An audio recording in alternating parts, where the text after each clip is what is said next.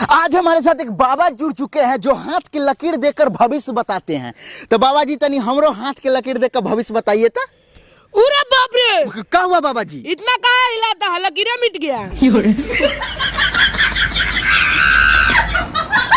जैसे कि आप लोग देख रहे हैं कि हमारे साथ जो शेख साहब जुड़ चुके हैं, तो चलिए इनसे पूछते हैं कि दुबई में इनका कौन कौन सा धंधा चलता है। हाँ तो बताइए। विल्ला बीवी, हमको एक तेल का धंधा होती, आगे हमारे पिए बताती। पहला तेल का धंधा होती, दूसरा तेल लगा के पेलम पेल का धंधा होती।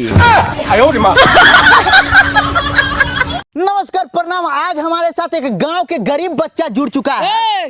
गरीब नहीं बोलेगा, खड़े खड़े खरीदने का औकात रखते हैं। रिपोर्टर एक बात पूछे। हाँ पूछो। बिना चैन का साइकिल चल सकता है कि? अरे नहीं रे, कैसे चलेगा? धक्का मार के देखो ना, जरूर चलेगा।